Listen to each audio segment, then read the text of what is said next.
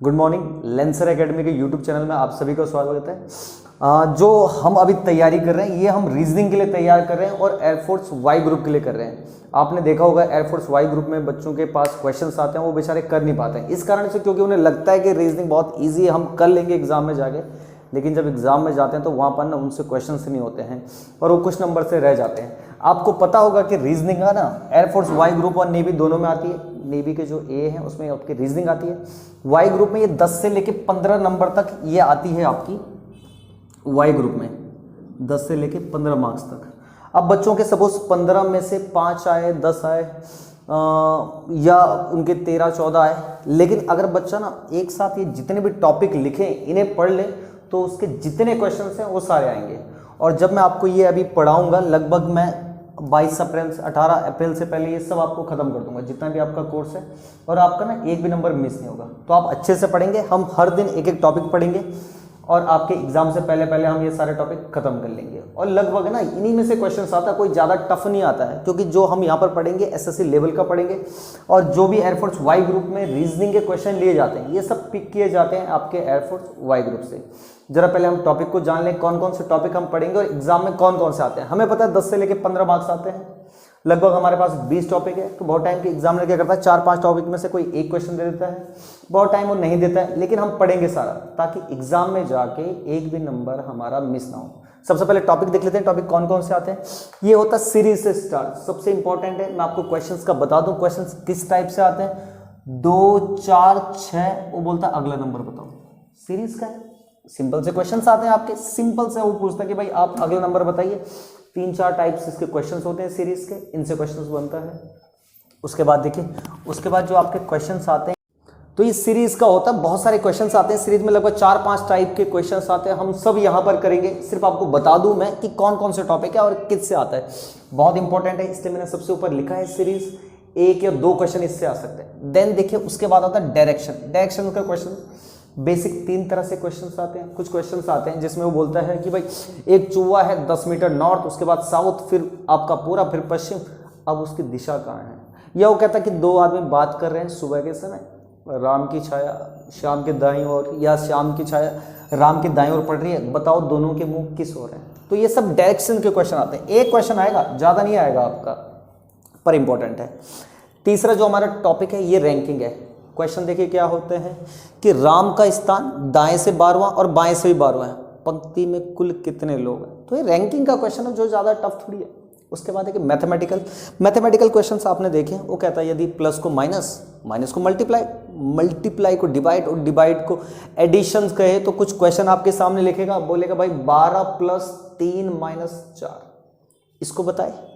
और उसने क्वेश्चन दिया है कि प्लस को क्या कहेगा, माइनस को क्या दिया। तो बहुत सारे इजी क्वेश्चंस आते हैं, ज़्यादा टफ नहीं होते हैं। रीजनिंग के जितने भी है बहुत इजी से क्वेश्चंस होते हैं।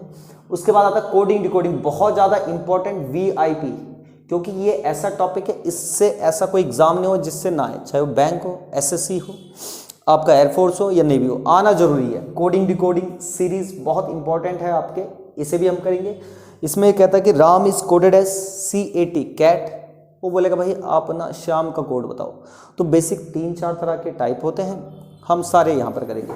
उसके बाद देखिए ब्लड रिलेशन। ब्लड रिलेशन आपने क्वेश्चन देखे होंगे कि ना राम की माता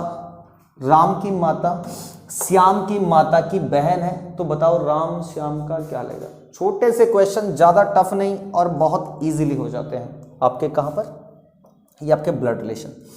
ऑड वन आउट को भी थोड़ा हम देख लेते हैं। ऑड वन आउट क्या होता है, वो ना कुछ क्वेश्चन देगा आपको, ऑप्शन देगा भाई इनमें से ना किसी एक को अलग करो।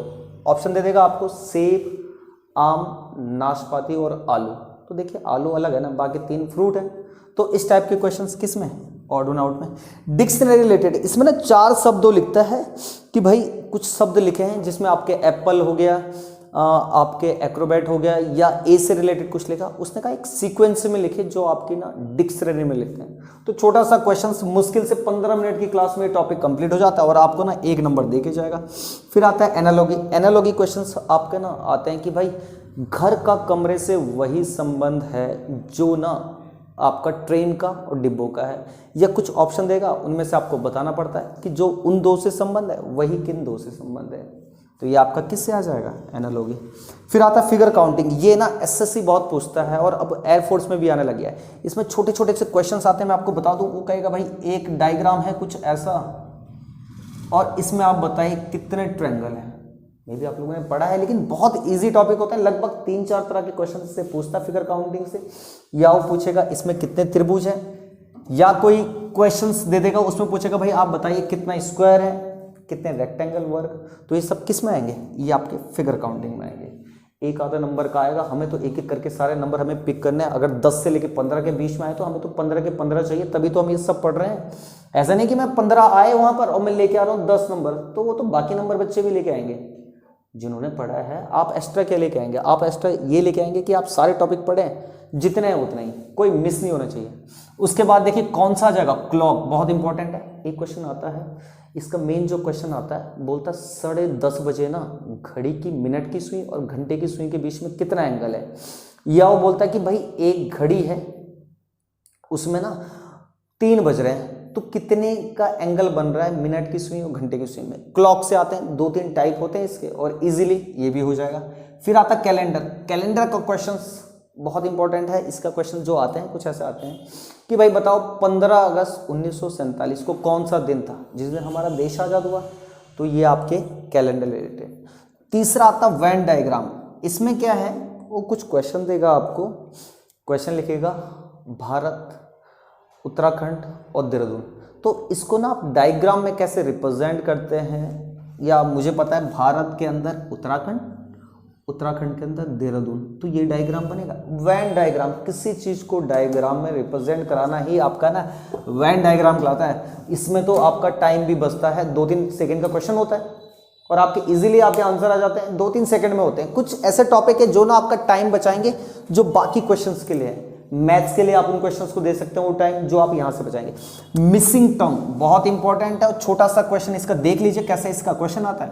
भाई वो कहता है यहां पर ना 2, 3, 5 आया और यहाँ पर कितना आएगा। अरे तो मुझे पता 3 और 2 5, 5 और 4 9, लेकिन इतना इजी होता नहीं है जितना अभी दिया है। जब हम पढ़ेंगे तब हम इसे वहाँ पर सीखेंगे, ठीक है। अगला देखिए नेक्स्ट फिगर, ये बहुत आता है, नॉन वर्बल का पार्ट है। इसमें क्या होता है, आपको ना देखना पड़ता है, 3-4 फिगर चल रहे होते हैं, 5वां फिगर वो ऑप्शन देगा कि इनमें से अगला फिगर कौन सा आएगा। तो ये किससे आता है, ये आपका नेक्स्ट फिगर आता है, ठीक है। फिर आता है मिरर इमेज। मिरर इमेज के कुछ टॉपिक्स हैं, कुछ शॉर्टकट्स हैं, वो मैं आपको बता दूंगा कि भाई किसी ना वो कहता है कि भाई एक घड़ी में 3 बज रहा है, मिरर पे देख के बताइए कितना बजेगा।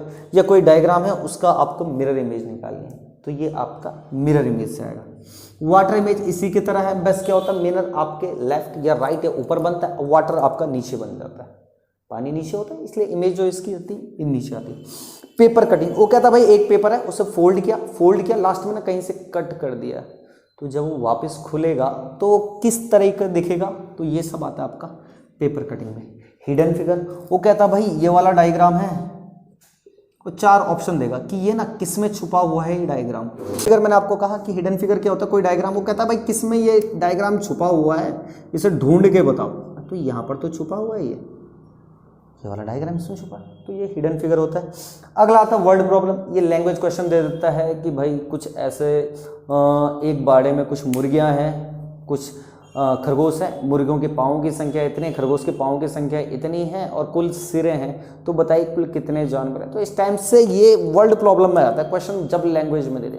तो देखिए ये सब टॉपिक है आपका, बहुत ही छोटा और कम समय में होने वाला टॉपिक है।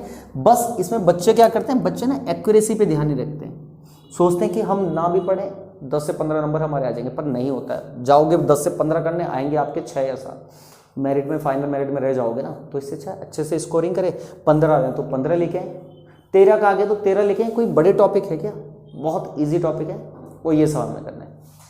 कल से हम स्टार्ट करेंगे सारे टॉपिक, और इस बार जो भी एयरफोर्स का एग्जाम है 15 के 15, 10 के 10, 12 के 12, ये हमारा टारगेट रहेगा।